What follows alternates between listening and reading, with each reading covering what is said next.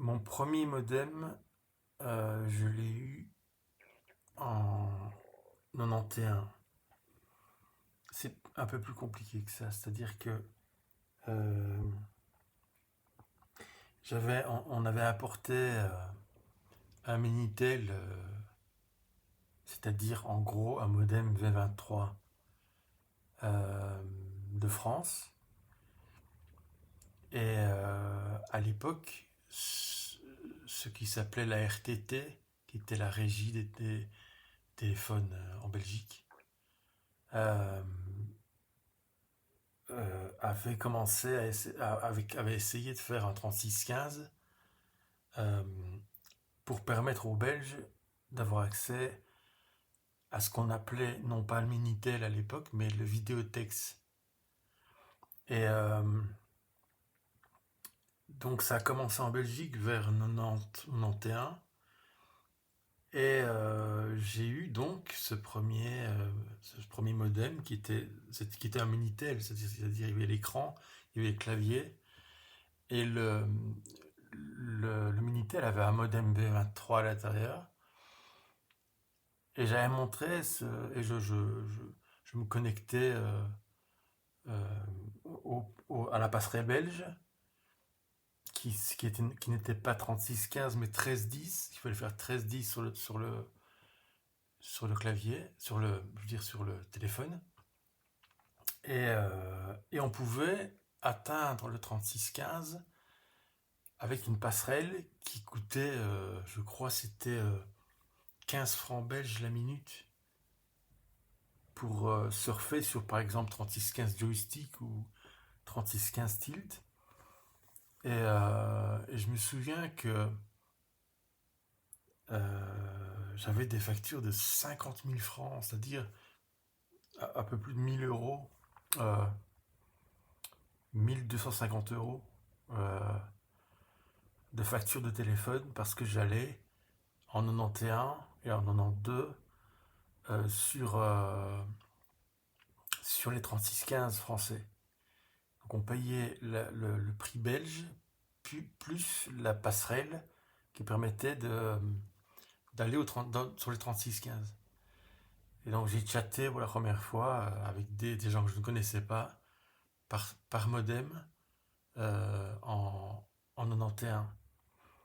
Et donc j'ai montré ce Minitel à mon père et il m'a dit bah, tu ne voudrais pas euh, passer euh, l'étape supérieure, c'est-à-dire bah, prendre un modem pour ton ordinateur. Mon ordinateur à l'époque était un Atari ST. Et donc je me suis dit bah oui, oui, ce serait bien d'avoir un modem qui allait s'avérer plus puissant que le modem V23 du, du Minitel, puisque le modem V23 du Minitel, c'était, pour vous dire, c'était 1200 bits par seconde baud, on appelait ça baud, 1200 bauds en download et 75 bauds en upload. Donc c'était juste bon pour chatter et envoyer des sortes. C'était pas du chat, c'était plus des DM quoi, qu'on envoyait aux gens. C'était pas en direct, c'était vraiment un message, on envoyait un message, on recevait un message, etc. Et donc mon père m'a emmené dans un magasin en 92, je pense, et nous avons acheté un modem V42 bis, donc c'était plus un V90, un V23, c'était un V92 bis. Et le V92 bis, le V42 bis, pardon, avait la particularité d'aller 2 fois plus vite que le modem du Minitel, c'est-à-dire 2400 bauds. Et cette vitesse était synchrone, c'est-à-dire qu'elle c'était pour l'upload et pour le download. Donc c'est-à-dire, bah, quand on entend des quinquagénaires ou des quadragénaires qui parlent de modem 56K. Et il faut se rendre compte que c'était 56 000 à peu près bits par seconde. Et ces modems-là, à l'époque, c'était 1200 et 2400. Donc c'était 25 fois moins rapide que les modems 56K. Et donc on s'est retrouvé dans le magasin avec un modem qui avait, donc, à l'époque l'USB n'existait pas, et on avait à la place donc la port série. Port série, c'était des DB9 ou des DB25. C'était les deux ports série qu'on avait sur les ordinateurs. Mon Atari ST avait un port série qui était un DB25. Et le problème, c'est que le modem avait un port DB9. Et mon père est arrivé à la maison, il a déballé le modem, et il a vu que le connecteur était un DB9. Et ce qu'il a fait, c'est qu'il a pris des câbles. Il a pris, je me souviens, il a démonté du vieux câblage qu'il avait. Il a pris un connecteur DB25 et DB9, et il l'a raccordé pour faire une sorte d'interface, donc de convertisseur, on va dire, entre le DB25 et le DB9. Et je me souviens que il a soudé ça en vitesse. Bon, c'était son job, il était électronicien, donc c'était pas compliqué pour lui. Et donc, on avait. Et je me souviens qu'il avait testé, ça avait fonctionné, c'est-à-dire que les petits câbles de toutes les couleurs étaient à vif. Et ce qu'il a fait, euh, c'est qu'il a branché. Il m'a dit quelles sont les commandes, donc quel est le programme pour se connecter à ce qu'on appelait les BBS à l'époque, les Bulletin Board Service. Et donc je connaissais des numéros de téléphone, et donc on appelait ce numéro de téléphone-là, on avait la porteuse qui sifflait, et on devait se connecter.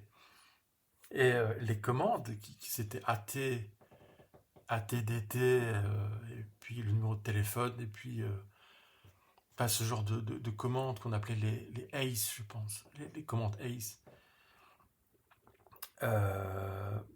J'en connaissais quelques-unes, et donc j'avais un programme sur Atari ST qui s'appelait, je pense, Telex. Je ne sais plus si c'est sur PC juste après, quand j'ai eu le PC en 93. On utilisait un programme qui s'appelait Telex, et ensuite Terminate. C'était les programmes qu'on utilisait euh, vers 93, 2-3 ans avant Internet. Et, euh, et donc on avait. Donc je tapais ATDT, puis le numéro de téléphone de la personne qui avait aussi un modem. Et on se connectait comme ça à un BBS c'était une sorte de HTML qui ressemblait très fort au Minitel d'ailleurs. C'était des caractères comme ça qui descendaient avec la couleur. Mon Minitel était noir et blanc. Le, le,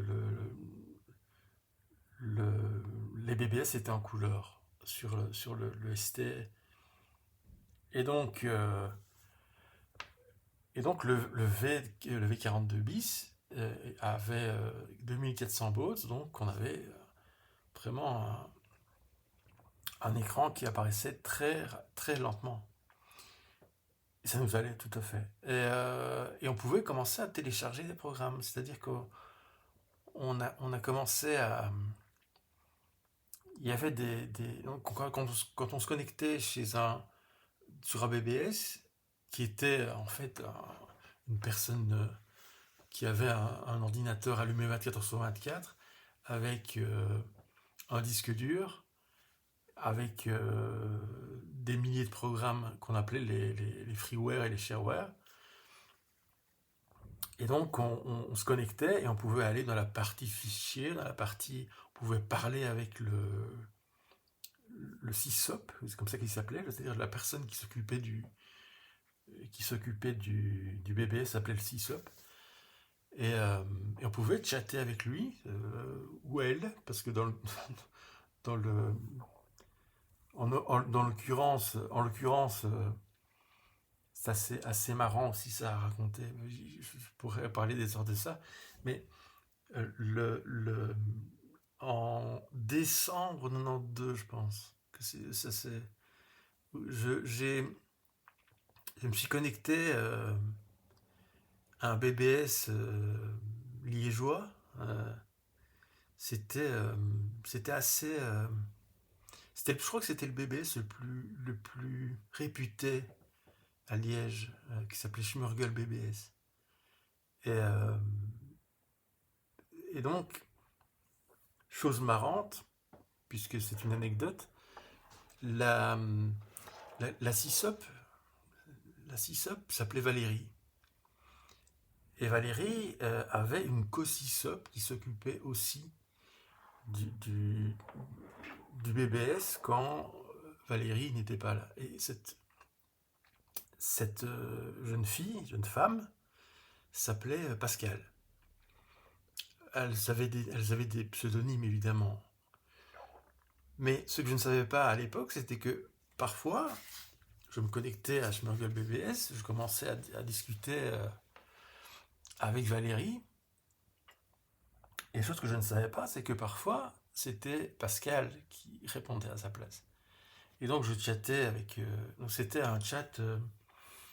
Comment dire? C'était un peu comme IRC, c'est-à-dire que chaque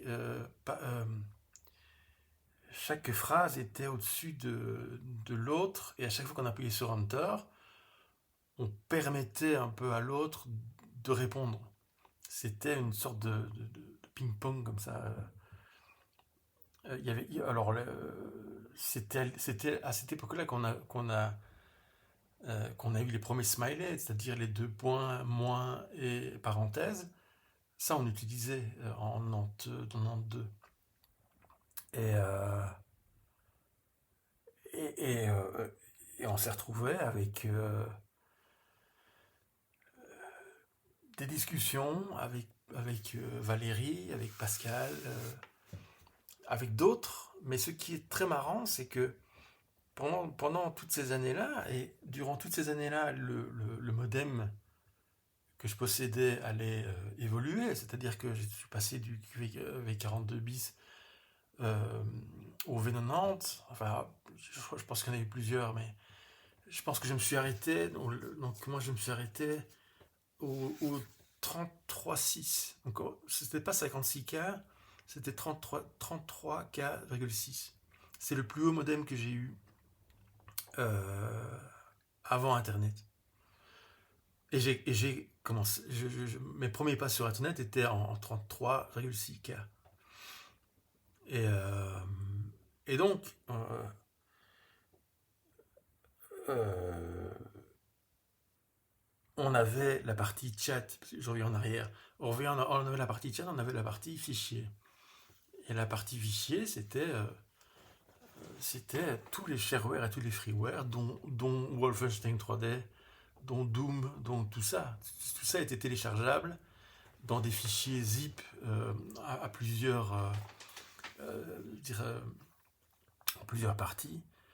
Et c'était quand il fallait télécharger 1 méga, il fallait prendre l'après-midi. Et le- ce qui arrivait extrêmement souvent, c'était que, comme chez tous les geeks à l'époque, la grande peur qu'on avait, c'était que notre mère ou notre père décroche le téléphone pour passer un appel, parce que ça coupait la connexion. Et alors quand on téléchargeait un programme ou un jeu qui faisait 1 méga, bah, il fallait surtout. Et en plus, personne ne pouvait nous appeler au téléphone à ce moment, pendant qu'on était sur le BBS. Donc ça occupait la ligne téléphonique. Et, euh, et donc, j'ai commencé à programmer en Turbo Pascal des DOR, ce qu'on appelait ça. C'est-à-dire c'est des sortes de plugins qu'on mettait au BBS pour créer des jeux. J'avais créé un jeu, c'était débile, hein. C'était un jeu qui se terminait, je pense, en 2 heures. Mais je l'ai retrouvé sur Internet. Je n'ai plus le code, évidemment. Ça date. Mais c'était une sorte de. J'étais fan Ultima 5. Et j'avais codé une sorte de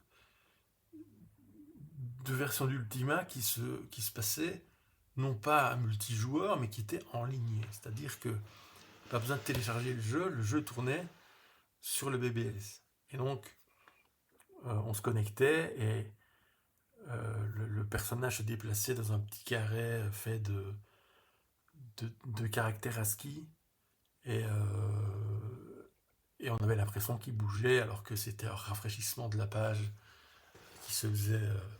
C'était une autre époque, c'était assez bizarre.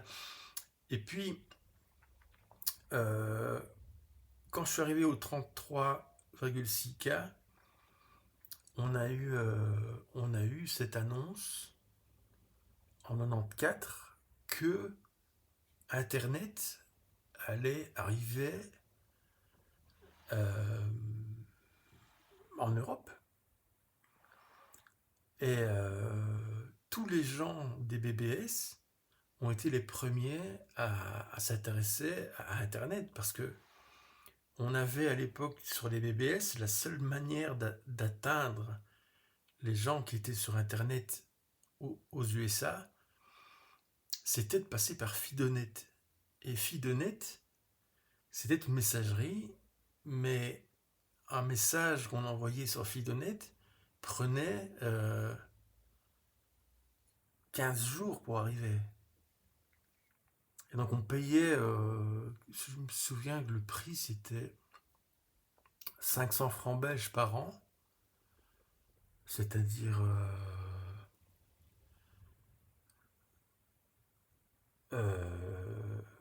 15 euros, enfin je ne sais plus. Et en 12,50 €. Et donc on avait cette manière de.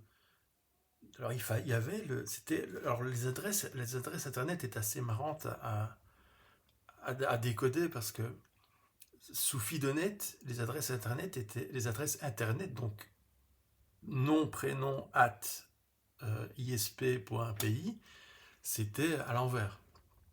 C'est-à-dire si tu avais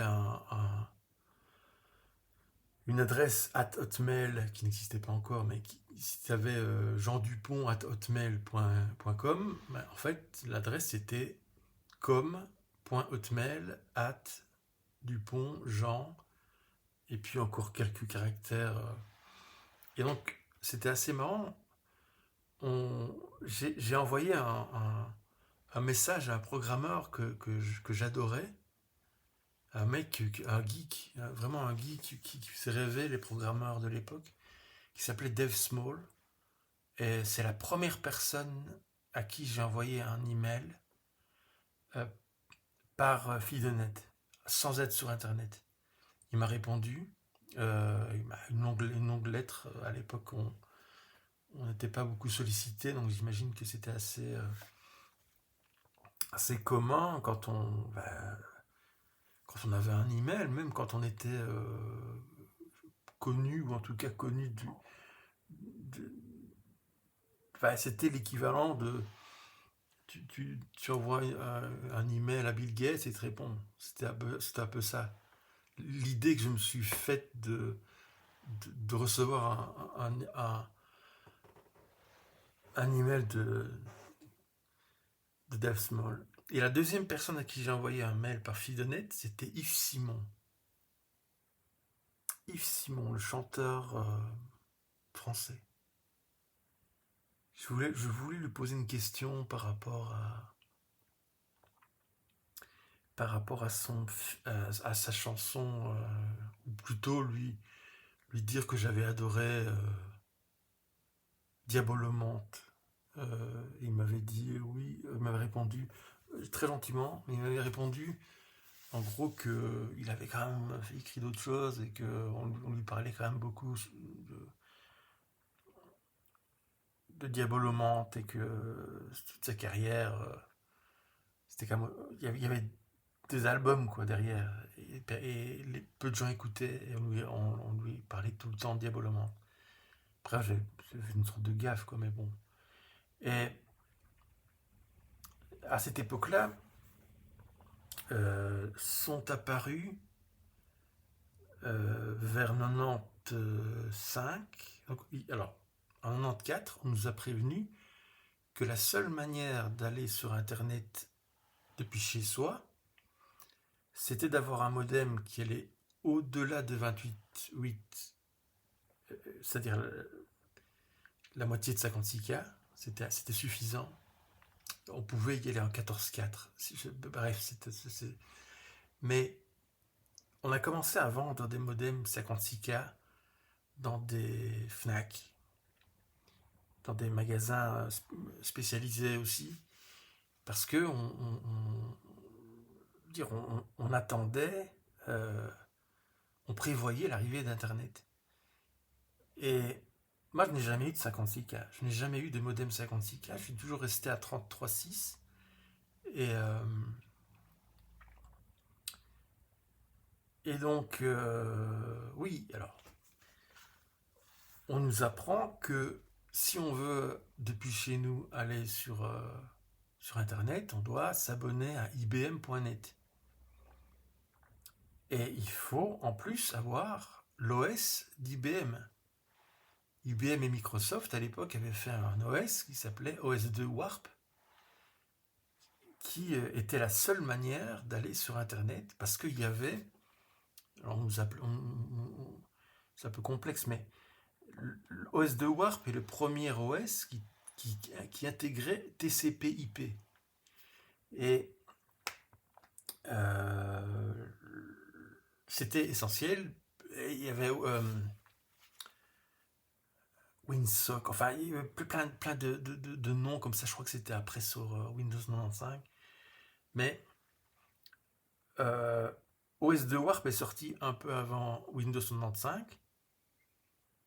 Et donc, euh, on... j'ai dû effacer mon disque dur, installer c'était un CD que j'avais été acheté rue des Carmes, pour ceux qui connaissent Liège, chez Ramtech. J'avais été acheté OS2 Warp. Ça avait coûté 3000 francs, je crois. C'est-à-dire, peu importe le prix, c'était 3000 francs, ça fait 80 euros. Et quand j'avais installé OS2 Warp sur mon ordinateur, l'ordinateur m'avait dit, enfin en tout cas il était inscrit que il fallait 8 mégas de RAM pour faire tourner OS2 Warp, et mon ordinateur qui était à ce moment-là un PC n'avait que 4 mégas de RAM. Donc je suis retourné chez Ramtech. Je me suis quand même connecté avec 4 mégas. C'était extrêmement lent. Et la seule chose que j'ai réussi à faire sur Internet à cette époque-là, c'est d'aller sur Gopher. Internet, en 94-95, c'était principalement les newsgroups.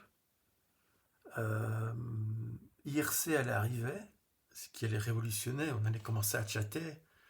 Euh, on avait Mosaic comme browser. Netscape allait arriver. Il y avait Gopher qui a disparu. Enfin, en tout cas, ça n'a jamais eu beaucoup de succès. Euh, et, euh, et donc, donc on a commencé. Donc, je suis retourné chez Ramtech. J'ai acheté 8 mégas de RAM. Je les ai mis dans mon ordinateur. Et j'ai pu alors me connecter à Internet. Et c'était ibm.net. Et je me souviens que le prix était assez énorme. C'est-à-dire qu'on payait la communication téléphonique, mais en plus, on payait 235 francs belges, c'est-à-dire 10 euros par heure. Et euh, c'est ce qui a mis le pied à l'étrier à tous les cybercafés, parce que c'était beaucoup moins cher d'aller dans un cybercafé, de donner 50 balles et de surfer 1 heure. Et à cette époque-là, donc, le cybercafé, moi je n'avais pas besoin de cybercafé, puisque j'avais mon internet chez moi. Mais un café à Liège qui est très connu pour son cyber, qui était très connu pour son cyber, c'était le Pot au lait à Liège. Et, et en 94, 95, les anciens des BBS avaient tous franchi le pas et étaient passés à Internet. Donc ils avaient fermé leur BBS, la plupart avaient fermé leur BBS. Et j'ai eu l'occasion de chatter sur les premières versions d'IRC euh, avec les gens qui étaient à Liège et qui étaient les anciens des BBS. Et à cette époque-là, j'étais très content de parler avec Valérie, donc c'est la CISOP euh, de Smurgle BBS, et sa co-CISOP Pascal, et tous les autres étaient là. Il y avait des... Et je voudrais dire une chose par rapport à ces gens-là, ces espèces de geeks nerds que nous étions. Il y a une chose qui est assez particulière avec ça, c'était que on est resté amis. J'ai encore une dizaine d'amis de l'époque de ce groupe qui s'est cristallisé autour d'internet à cette époque-là. C'est marrant parce qu'on a les amis d'enfance qu'on garde en général. On en garde quelques-uns. On a quelques amis qu'on connaît depuis qu'on est né ou qu'on est en primaire. Ceux-là, on les garde, j'ai l'impression. On en garde certains. Puis il y a les amis de secondaire. On a l'impression qu'eux, ils disparaissent. Puis, puis tu as les amis d'école supérieure, du NIF. Moi, je n'en connais plus. Mais les gens qui étaient sur Internet au début, ben, il y en a encore une dizaine. Mon Facebook est rempli de gens de l'époque avec qui on a fait les premiers visus, justement au Pot au lait. Et on avait donc,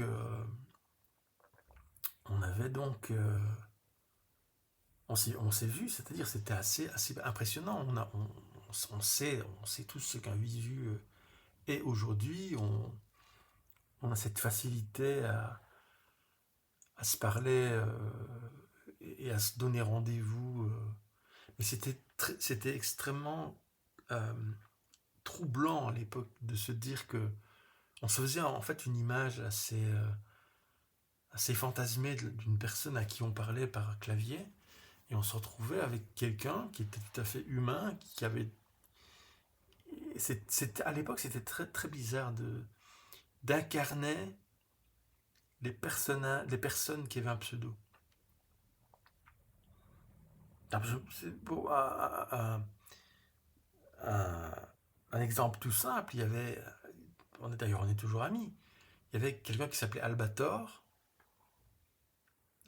qui s'appelle Alain, il s'appelait Albator, et Albator, mais quand on l'a vu en vrai, on s'est dit, mais en fait, tu n'es pas Albator. Tu n'es pas Albator. Tu n'as pas un pyjama et une cape noire. Mais c'était assez bizarre de voir. Et donc, c'est d'ailleurs comme ça, en 95, 96, que j'ai vu pour la première fois c'est les gens à qui je parlais quotidiennement et qui étaient tous dans un canal IRC. Et, on s'est retrouvés au Potolet plusieurs fois entre 94 et jusque dans les années 2000, je pense. Et, euh, et chose marrante aussi, alors je dis souvent choses marrantes, mais ce sont des choses marrantes, ce sont des anecdotes qui sont assez marrantes. Euh, la Cossisop de Smurgle BBS, donc il y avait Valérie, il y avait Pascal, et on s'est donné rendez-vous un jour au Potolet. On se voyait pour la première fois. Et je suis resté 3 ans avec ma copine Pascal, qui était donc la Cossisop de Smurgle BBS. C'est-à-dire que c'était sans doute l'un des premiers, une des premières relations de couple IRC, Internet, euh, en Europe. Enfin, je crois en tout cas. Parce que en 96, nous étions ensemble, donc c'est assez étrange. Et, euh, et donc, nous étions à l'époque dans un monde, dans une Belgique, dans un Liège qui était totalement inconscient d'Internet. C'est-à-dire que on nous voyait un peu comme des gens bizarres. On parlait à des machines. Aujourd'hui, c'est évident. Je viens encore d'aller faire mes courses et j'ai vu une dizaine de jeunes qui, avec leur téléphone devant leurs yeux, qui marchaient tout droit comme ça. Mais non, c'est devenu normal. Mais l'idée que les gens avaient de nous, c'était un peu bizarre. Il y avait ce côté un peu renfermé, autiste et agoraphobe. Et, on préférait qu'il pleuve dehors et qu'on n'ait pas à sortir et que. Je me souviens, à l'époque j'étais encore étudiant. Euh, il m'arrivait de parler d'internet à des amis. Je sais pas, j'étais en 5e. Les gens n'avaient aucune idée de ce que c'était. Et, et pour continuer l'histoire, le Potolet était devenu le cybercafé le plus intéressant et le plus connu de Liège. À tel point que les Américains qui faisaient leurs études en Belgique, c'était leur lieu de. C'était leur moyen de discuter avec leurs parents ou leurs amis en Amérique par Internet. Et donc, comme ils n'avaient pas Internet chez eux, dans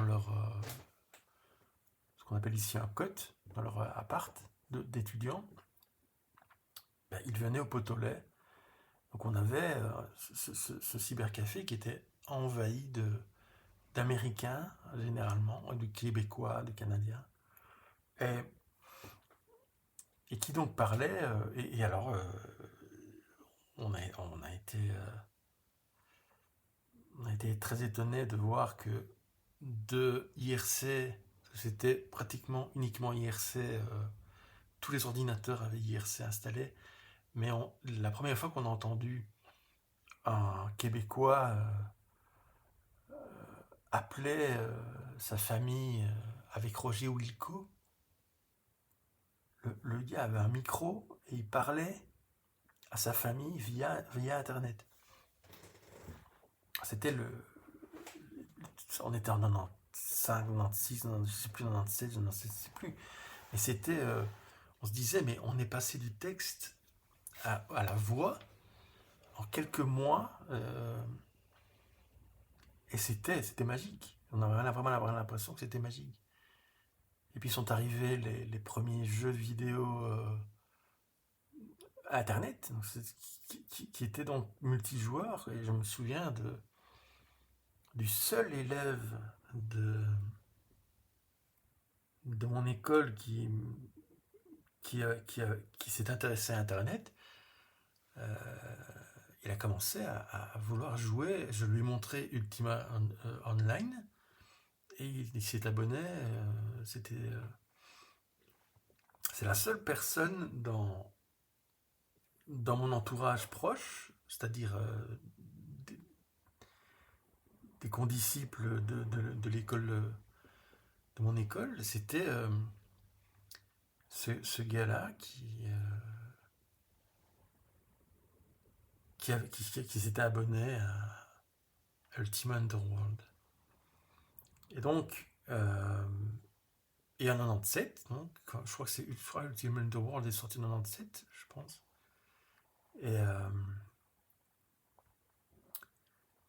Et donc, j'ai été engagé au Potolet pour devenir cyberanimateur. Et j'ai travaillé jusque l'an 2000 au Potolet, avec une interruption à un moment donné, je ne sais plus pourquoi, enfin bref. On a. Et donc on avait. Donc en 97, on avait notre ordinateur au Potolet, celui qui s'occupait, le cyberanimateur avait son ordinateur. Il était connecté, alors tout le cyber avait 128K par seconde pour tout le cyber. C'est ce qu'on appelait une ligne louée. Et qui coûtait un prix complètement fou. Avoir une 128K, c'est-à-dire plus du double de 56K. Et, donc, en 97,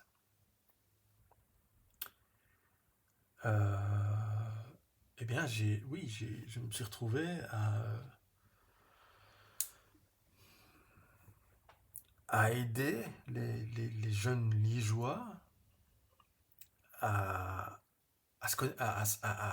chatter, à utiliser parfois Roger Wilco, pour ceux qui ne savaient pas, les Québécois qui découvraient aussi, ben, il fallait aussi leur montrer. Il y avait des gens qui venaient pour des informations sur comment avoir ça chez soi. Alors j'expliquais qu'il fallait OS2 Warp ou Windows 95, mais avec les plugins qu'il fallait à l'époque, comme Winsock, Trumpet Winsock, qu'il fallait installer en plus pour que Windows 95. Et aussi, bon, il fallait expliquer qu'il fallait un abonnement, il fallait un ISP à l'époque, donc c'était soit Tiscali, soit Skynet, soit pardon, IBM.net, soit Wanadu, il y en avait plusieurs. Et on s'est retrouvés donc. Et le mercredi, on recevait des adultes pour une formation. C'était le matin, mercredi matin, les adultes, parce que le mercredi après-midi, tous les gosses venaient, tous les étudiants venaient. Donc. Le mercredi matin, on avait les cadres sup qui n'y connaissaient rien, qui voulaient se mettre à la page. Et donc on passait une partie de notre journée à former les adultes, les plus de 30 ans, à qui on avait. Ils avaient vu une pub, on leur disait que c'était une sorte d'encarta, mais qui se mettait à jour en direct. Et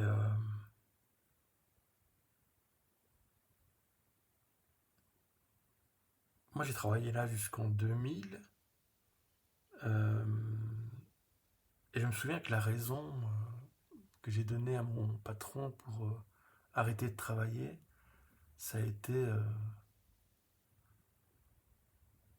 que j'avais envie de regarder l'Euro 2000 qui se passait en Belgique et aux Pays-Bas. Je me souviens, je lui dis Oscar, il s'appelle Oscar, le patron. Il s'appelait Oscar, enfin il s'appelle toujours Oscar. Mais j'avais dit j'ai envie d'arrêter parce que je veux regarder l'Euro. J'étais fan de foot à l'époque. Je voulais regarder l'Euro 2000 et je voulais pas travailler pendant un mois, ni après. Et donc, puis j'ai profité de. Enfin, j'ai été engagé comme graphiste, copywriter après. Donc, je n'ai plus travaillé là-bas. Mais, euh, mais avec mon pote qui jouait donc à Ultima Online, on entendait cette idée d'un internet qui serait tout le temps allumé. Il y avait deux possibilités. Il y avait la DSL et il y avait le câble. En Belgique, le câble est très répandu, donc c'est moitié-moitié. Et, euh, et le premier à avoir sorti une offre, c'était Skynet, c'est-à-dire Belgacom. Et en 99, je pense, c'était en 99, j'ai eu ma première ligne ADSL qui allait à 300 kilobits par seconde, c'est-à-dire 6 fois à 56K, c'était pas énorme. Et puis il y a eu. Mais c'était génial parce qu'ils étaient allumés 24 heures sur 24. Ça n'occupait pas la ligne téléphonique. On se mettait à OPC, Internet était là. Il n'y avait pas de connexion, il n'y avait pas de porteuse, il n'y avait pas de. C'était, c'était le rêve, l'ADSL. Et donc, et puis être à 300K, c'était déjà pas mal. Ça permettait. Et en plus, c'était un prix fixe. Je pense que c'était à peu près 1200 euros, c'est-à-dire 30, 40 euros par mois. Et donc, on a eu la DSL. Moi, je l'ai eu en 99.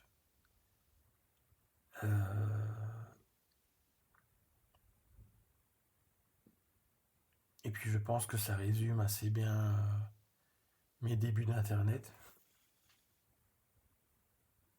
Si je compte maintenant, on est en 2024. Bah, j'ai pratiquement 30 ans d'Internet et 35 ans de modem.